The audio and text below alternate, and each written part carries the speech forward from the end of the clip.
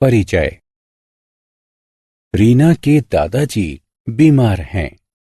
Doctor ने उन्हें आराम करने की सलाह दी है, लेकिन वह आराम नहीं कर पा रहे हैं। कल रीना की विज्ञान की परीक्षा है, लेकिन वो पढ़ाई पर अपना ध्यान केंद्रित नहीं कर पा रही है। पड़ोस में हो रहे शोर शराबे के द्वारा हो रहे ध्वनि प्रदूषण के कारण ही पढ़ाई और आराम में व्यवधान हो रहा है। इस अध्याय में आप विभिन्न प्रकार के प्रदूषण और उनके कारणों के बारे में जानेंगे। आओ सीखें। वायु प्रदूषण, जल प्रदूषण, मृदा प्रदूषण तथा ध्वनि प्रदूषण का वर्णन करना। भूमि क्षरण को परिभाषित करना। चिपको आंदोलन की व्याख्या करना। आसपास के वातावरण को साफ रखने की विधियों की सूची बनाना। वायु प्रदूषण। जीवित रहने के लिए वायु आवश्यक है। वायु में हानिकारक तत्वों की उपस्थिति के कारण वायु प्रदूषण होता है। वाहनों तथा उद्योगों से निकलने वाले धुएं तथा प्लास्टिक को जलाने से वायु प्रदूषण होता है। इसके कारण सांस संबंधी अनेक रोग जैसे अस्थमा तथा दमा आदि हो जाते हैं। हम वायु में वाहनों तथा कारखानों से निकलने वाले धुएं की मात्रा को कम करके वायु प्रदूषण को रोक सकते हैं। जल प्रदूषण।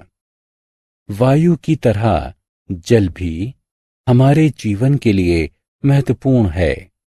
जल में हानिकारक तत्वों की उपस्थिति के कारण जल प्रदूषण होता है। घरेलू तथा कारखानों से निकलने वाला मल जल को प्रदूषित करता है।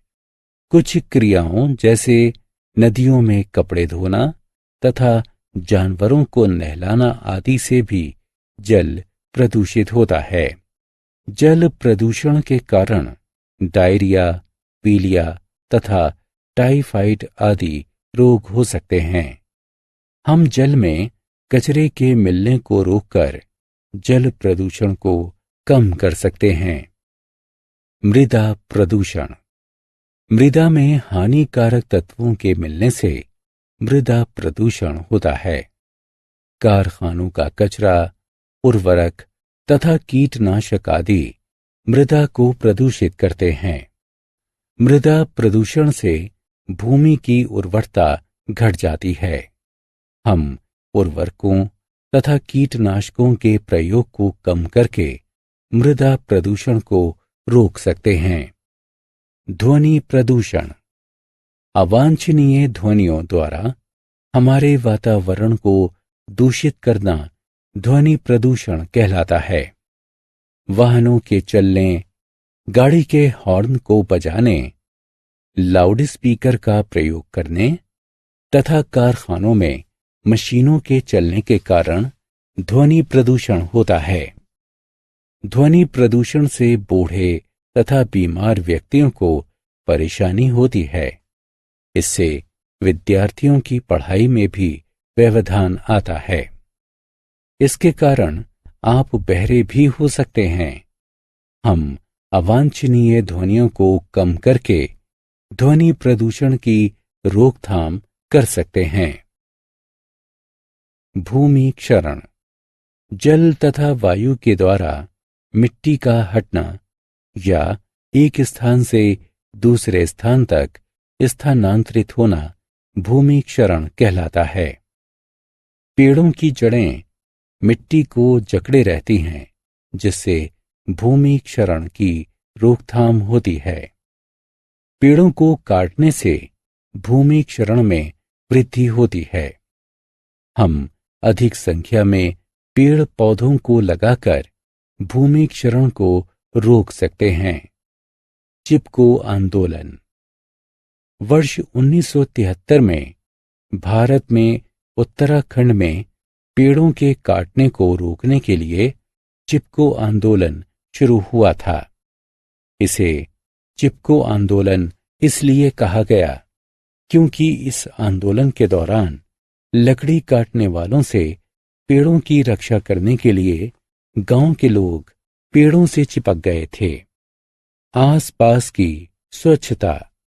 हमें स्वस्थ रहने के लिए अपने आसपास को साफ सुथरा रखना चाहिए। हमें कचरे को कूड़ेदान में डालना चाहिए। कॉलोनी की नालियों का पानी बाहर निकलने नहीं देना चाहिए। अपने आसपास के पार्कों का रखरखाव करना चाहिए। प्लास्टिक का प्रयोग कम से कम करना चाहिए। अपने आसपास पेड़ों को लगाना चाहिए। हमने क्या चर्चा की? वायु में उपस्थित हानिकारक तत्वों के कारण वायु प्रदूषण होता है। जल में उपस्थित हानिकारक तत्वों के कारण जल प्रदूषण होता है। मृदा में उपस्थित हानिकारक तत्वों के कारण मृदा प्रदूषण होता है। अवांछनीय ध्वनियों के लगातार उत्पन्न होने से ध्वनि प्रदूषण होता है। जल तथा वायु के द्वारा मिट्टी का हटना या एक स्थान से दूसरे स्थान तक स्थानांतरित होना भूमि क्षरण कहलाता है।